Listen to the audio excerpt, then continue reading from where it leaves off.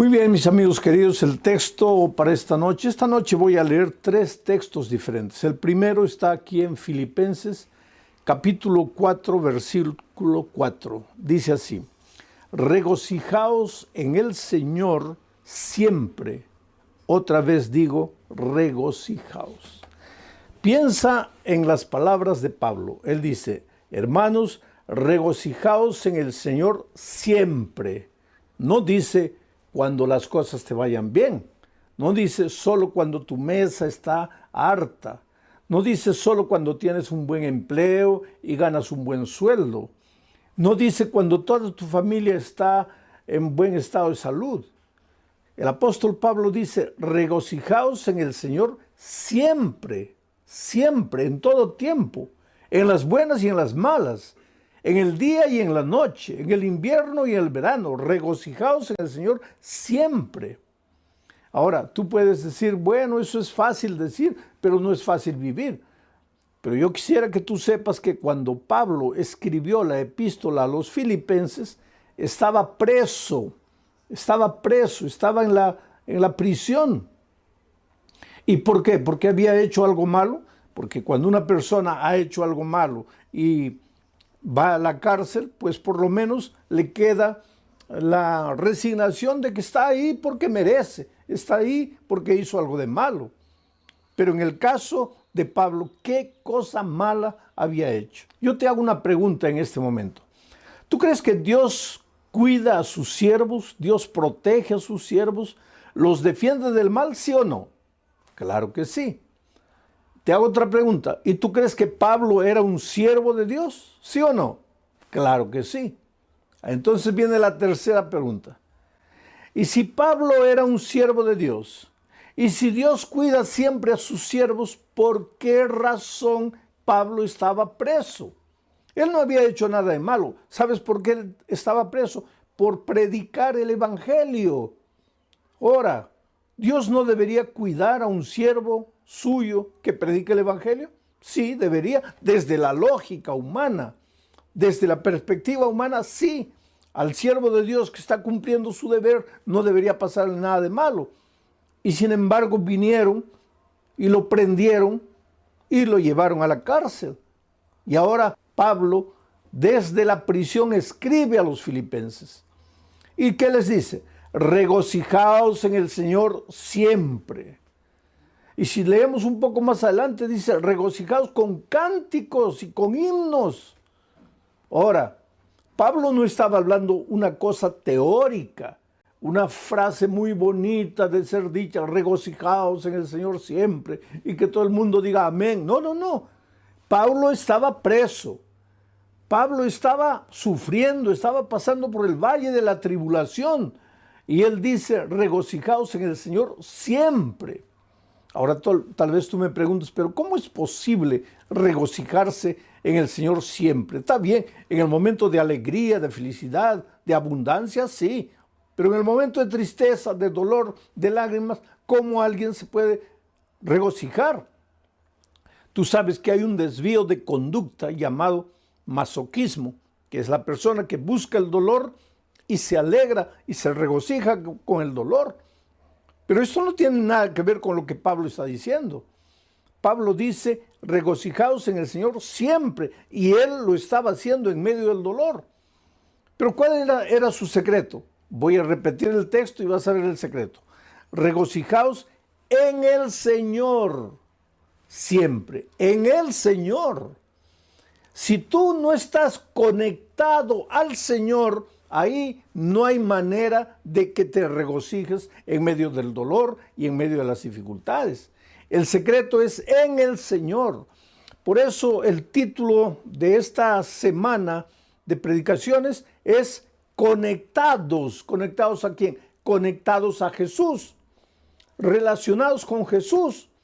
Entonces, cuando tú estás conectado a Jesús, cuando tú vives una vida de comunión con Jesucristo, ayer dijimos, vas a aprender a amar. Y hoy te digo, vas a aprender a regocijarte en medio del dolor, en medio de las dificultades, y la vida va a tener sentido para ti. No solo las cosas buenas, también las cosas tristes van a tener sentido para ti. ¿Sabes? El dolor, las dificultades, los momentos difíciles no nacen en la mente de Dios. Por favor, nunca pienses que estás sufriendo porque Dios te está castigando, que estás sufriendo porque Dios te mandó el dolor para hacerte pensar porque tú te estabas portando mal. No, nunca pienses así. Dios mismo dice, mira los pensamientos que tengo acerca de ti. Pensamientos de amor y no de odio. Pensamientos de bien, no de mal. Mira los pensamientos que tengo acerca de ti, pensamientos de paz. O sea, de la mente del Señor, del corazón del Señor, solo salen las cosas que te hacen bien. Nunca lo que te hace sufrir. El sufrimiento y el dolor no nació en Dios, nació en el corazón del diablo. Y cuando el diablo te hace sufrir, él te hace sufrir para llevarte a entender mal el dolor y a maldecir a Dios en lugar de maldecir al diablo. Si tú lees todo el libro de Job, yo le digo al libro de Job que es el compendio de la teología del dolor, o sea, tú tienes que estudiar el libro de Job para entender el misterio del dolor.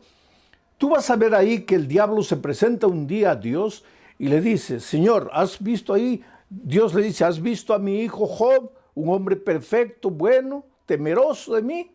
Y el diablo le dice, claro, pues tú le das todo, le das una bella familia, le das hacienda, le das ganado, le das dinero, así cualquiera te sirve. Ahora, quítale todo eso para que veas que él te va a maldecir. Mira lo que el diablo dice, quítale todo eso. Pero Dios no quita nada. Dios jamás te va a quitar lo que te hace bien. Si Dios te quita, te va a quitar el pecado, la miseria, el vicio, lo que te destruye, lo que arruina tu vida, lo que malogra tu familia. Dios te va a quitar eso, pero Dios nunca te va a quitar lo que te hace bien. Es el diablo que te quita, porque si tú continúas leyendo el relato de Job, vas a ver que el diablo es el que le trae maldición, le trae el dolor, le trae enfermedad, le trae todo a Job, pero con un propósito, hacer que Job se rebele contra Dios y que piense que quien lo está haciendo sufrir es Dios y se revolte contra Dios. La propia esposa de Job habla palabras que fueron colocadas por el diablo en sus labios y le dice a Job, ¿por qué no maldices a Dios y mueres? Ya estás sufriendo tanto, ¿por qué no maldices a Dios y mueres?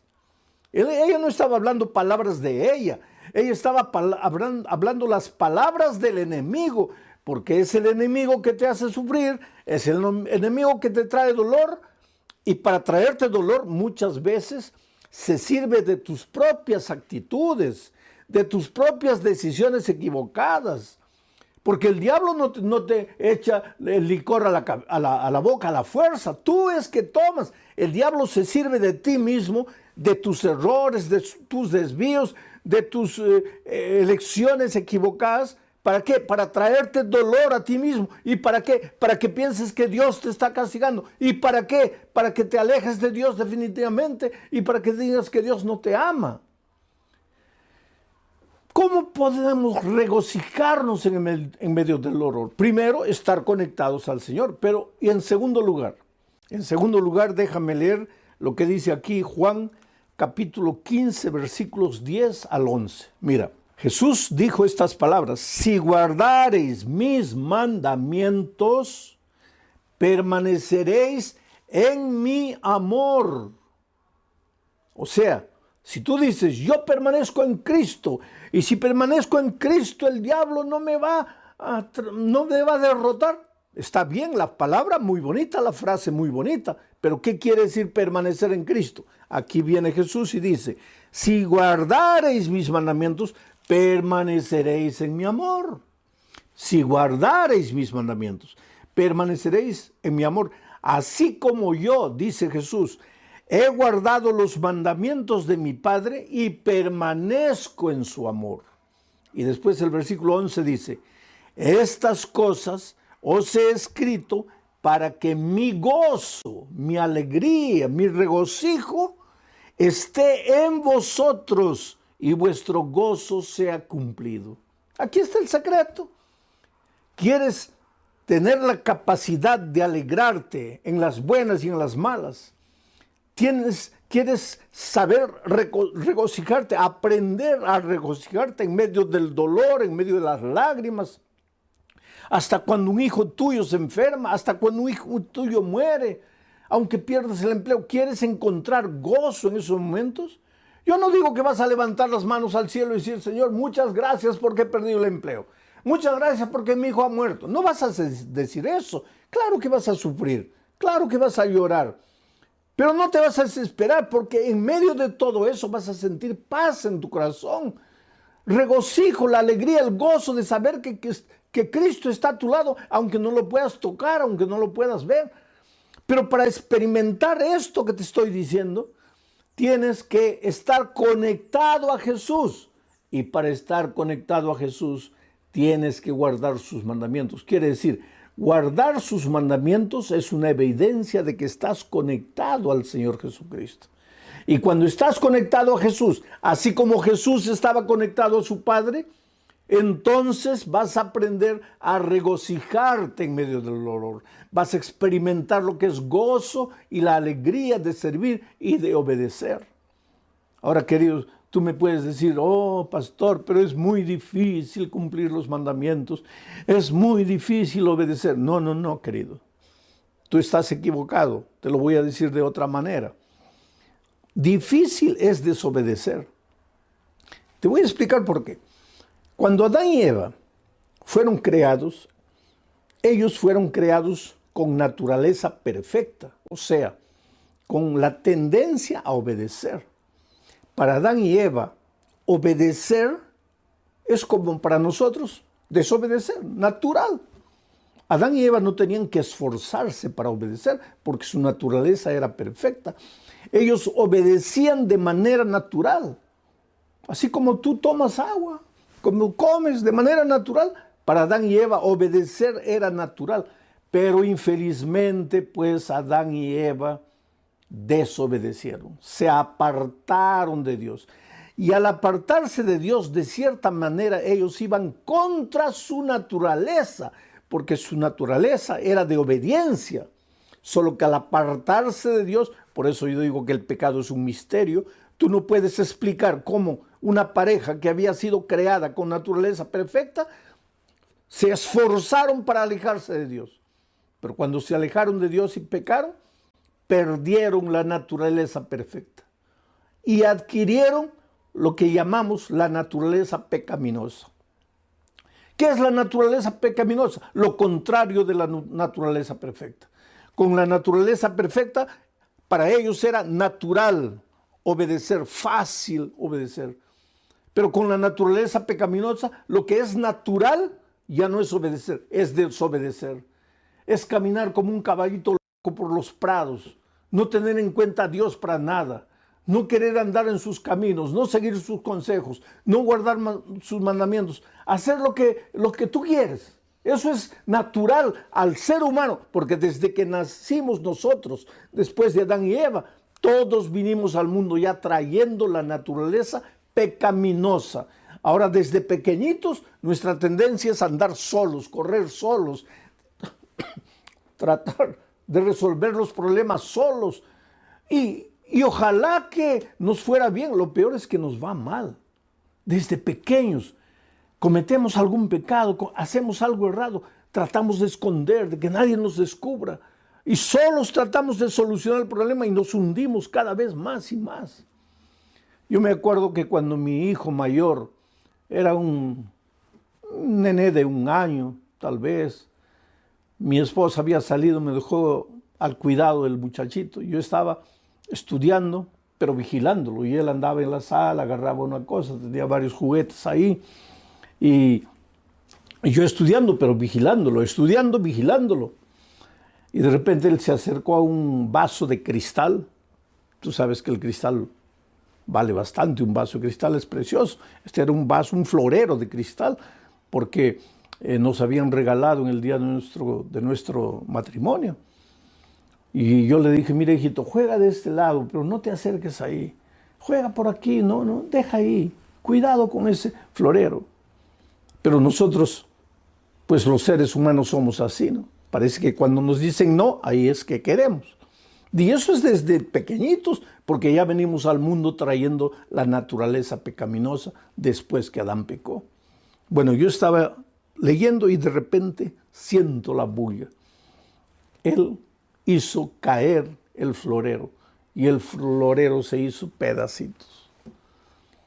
Y yo, para no asustarlo, hice como que no me di cuenta, concentrado, pero yo estaba mirando todo y observé lo que él hizo. Cuando el florero cayó, lo primero que él hizo fue mirarme.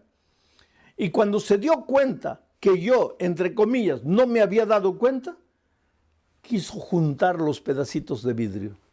Y al querer juntar eso, para reconstruir el vaso que había quebrado, se cortó el dedito. Y la sangre comenzó a salir. Y ahí se desesperó. Y ahí comenzó a gritar. Y ahí vino corriendo a mis brazos. Y pues yo lo tomé en los brazos, lo llevé al baño, lo lavé, lo limpié, le coloqué un curativo.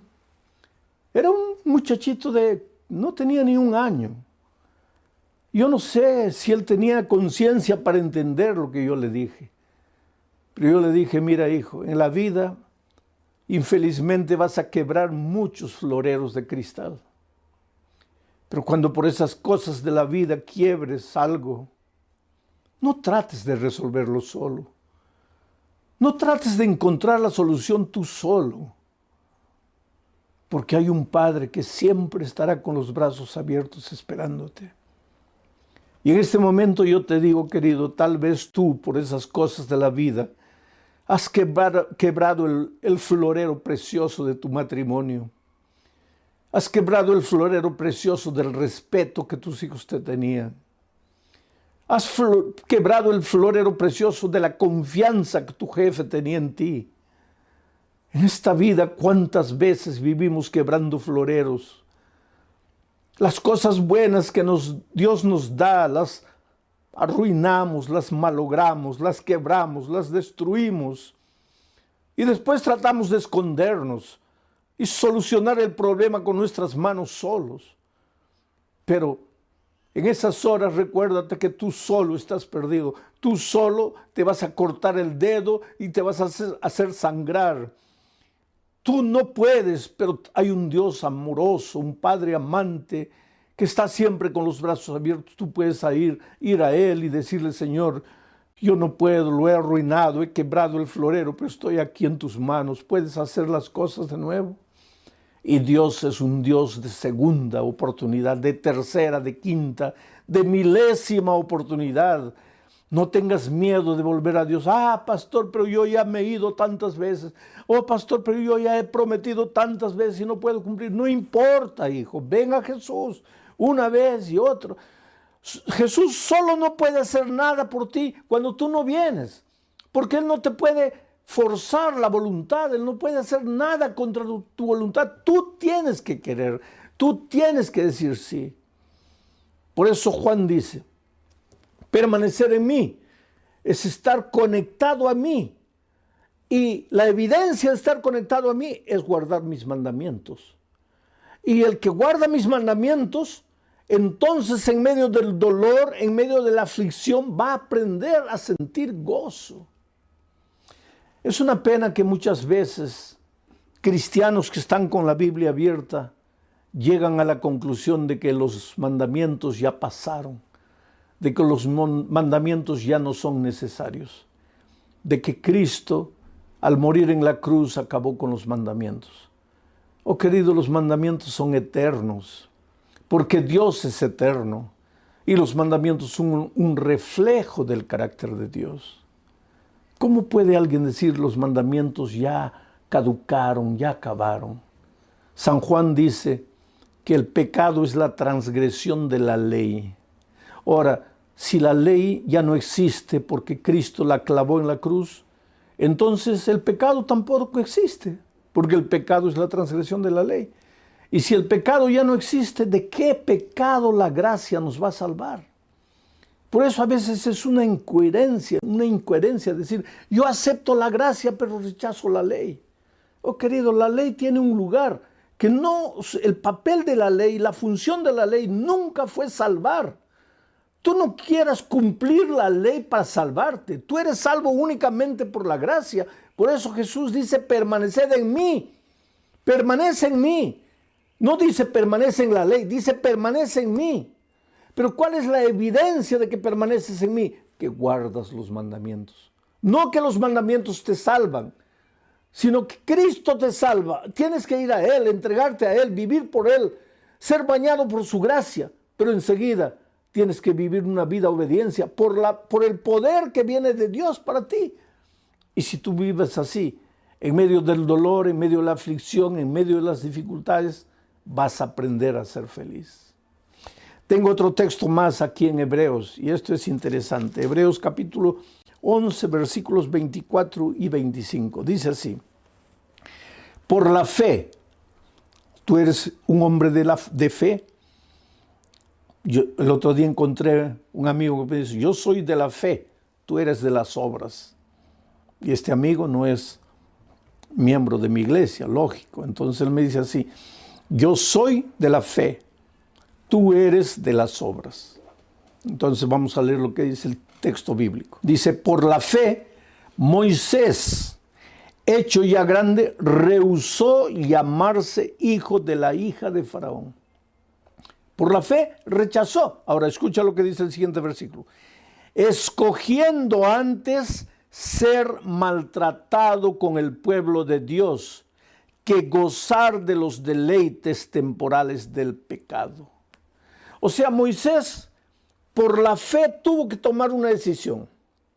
En un momento de la vida, él encontró dos caminos. Primer camino, ser maltratado con el pueblo de Dios. Camino de dolor, camino de rechazo, camino de sufrimiento, sí. Porque cuando tú decides seguir a Jesús, tú vas a ver que hasta tus mejores amigos, hasta tus familiares más queridos, te van a volver las espaldas, te van a criticar, se van a burlar de ti. Muchos te van a abandonar. Yo conozco jóvenes que han sido expulsados de su casa porque aceptaron a Jesucristo.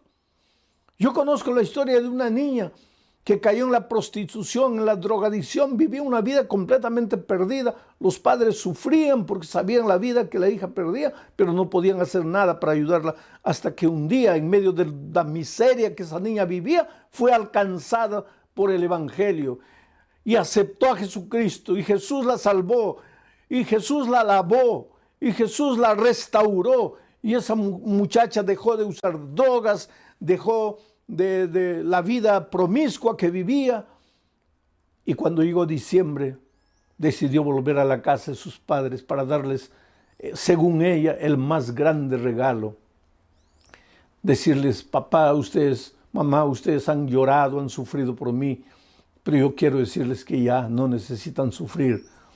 Y eso es lo que pasó. Ella viajó a la casa de los padres y les dijo, papá, mamá, me he encontrado con Jesús, Jesús cambió mi vida, ya no uso más drogas, he abandonado esa vida.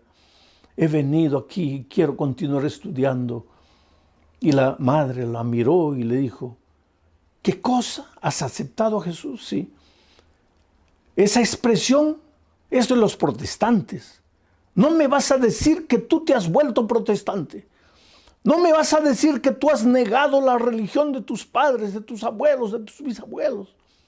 Y la niña llorando le dijo, mamá, yo no te estoy hablando de religión, yo te estoy hablando de la vida que yo vivía. Tú sabías la vida que yo vivía. Jesús me encontró, me perdonó, me restauró, me salvó. Yo te estoy hablando de mi vida. ¿Y sabes lo que la madre le dijo? Hija, yo te preferiría drogadicta, viviendo la vida perdida que vivías, que traicionando a tu iglesia y a la religión de tus padres. Y esa niña me escribió una carta. Y en esa carta ella lloraba y decía, oh pastor, yo pensé que mis padres se iban a alegrar, mas ellos se pusieron tristes porque acepté a Jesucristo. Pues Moisés en un momento de su vida tuvo que escoger entre esos dos caminos. El camino del sufrimiento, del rechazo, del dolor por aceptar a Jesús. O el camino de la alegría de este mundo, el placer de este mundo, el placer del pecado. Y por la fe, Moisés escogió seguir a Jesús. Aunque eso implicase dolor circunstancial, pero él había aprendido también a regocijarse en medio del dolor por causa de Cristo. Prefería eso que el gozo que el mundo da, el gozo que el pecado te da. Porque ¿qué pasa? ¿Qué cosa es el gozo de este mundo? Una noche de fiesta, de borrachera, con una mujer, con otra mujer, y al día siguiente te duele la cabeza, la conciencia te pasa, te sientes culpable. ¿Qué gozo es ese? El Señor Jesucristo te llama de ese terreno y te lleva al terreno que te conduce a la vida eterna, al camino que te conduce a la vida eterna. Por eso la Biblia dice, hoy es el día de buena nueva, hoy es el día de salvación. Oh querido, Dios te ama, Dios tiene un plan maravilloso para tu vida y ese plan no es que tú estés malgastando tu juventud, malgastando los mejores años de tu vida en la miseria, en el pecado, en el dolor. No, yo sé que el pecado te proporciona un gozo pasajero, temporal, pero el Señor Jesucristo te ofrece la vida eterna. Y otra cosa, no es solo la vida eterna en el cielo, porque el otro día alguien me dice, pastor, yo prefiero gozar, disfrutar en este mundo, porque eso de la vida eterna, yo no sé si llegará o no llegará. Pero es que Jesús no solo te ofrece el gozo y alegría en la vida eterna, sino que cuando tú aceptas a Jesucristo en esta tierra, tu vida cambia, tu hogar se vuelve más feliz. Lo que tus manos consiguen trabajando, el poco dinero que recibes, se multiplica porque ahora es un dinero bendito. Tu salud mejora porque al dejar de fumar, al dejar de beber, al dejar de las drogas, al dejar de trasnochar noches enteras, tu salud mejora. O sea, el cielo de cierta manera para los hijos de Dios ya empieza en esta tierra. No tienes que esperar solamente la vida eterna. Y claro que cuando Cristo venga, pues tendrás la vida eterna para disfrutar las maravillas con el Señor Jesucristo. Algunos piensan, ¿y qué haremos en el cielo? Si ya no habrá trabajo, no habrá nada. ¿Quién te ha dicho que no habrá trabajo? El trabajo, querido, existió antes del pecado. Antes que Adán y Eva pecasen, Dios ya les dio el trabajo. Pero el trabajo no tenía el elemento cansador, el elemento de maldición que adquirió después del pecado.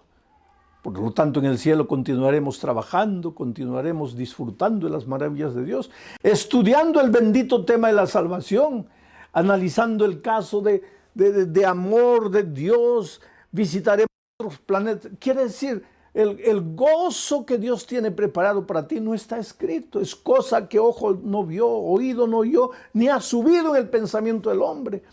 Por tanto, yo te suplico en el nombre de Jesucristo, deja tus preconceptos, deja los senderos del pecado, arrepiéntete. Arrepentirse quiere decir sentir dolor por la manera como has vivido y caer a los pies de Jesucristo y decirle, Señor, no quiero continuar viviendo de esa manera, me entrego a ti, me rindo a ti. Y entonces el Señor te toma en tus brazos y hace maravillas en tu vida. Yo tengo en mis manos la historia de Janet Pineda, una señora que hace 3 años comenzó a estudiar la Biblia. Y cuando tú empiezas a estudiar la Biblia, lógicamente que el Espíritu de Dios empieza a hablarte. En cada versículo, en cada estudio, Dios te habla. Y ella sintió la voz de Dios diciéndole, hija, mira, ya llegó el momento, entrégate, bautízate. Pero ella fue endureciendo su corazón. ¿Por qué? Porque tenía agarrado afuera muchas cosas que ella debería abandonar. Porque tú no puedes servir a 2 señores. Tú, cuando te entregas a Jesús, tienes que romper con los caminos del mal definitivamente. Pastor, pero yo no tengo fuerzas. Tú no tienes, pero el Señor Jesús sí te va a dar las fuerzas. Porque cuando estás conectado a Jesús, viene la fuerza de Jesús y pasa para ti. Y ella fue recibió una invitación y otra invitación para bautizarse. Ella decía, no quiero compromiso, me gusta la palabra, me gusta el evangelio, pero no quiero bautizarme. Hasta que un día el Espíritu de Dios venció, porque te digo, la palabra de Dios es como una espada de dos filos que penetra hasta la médula.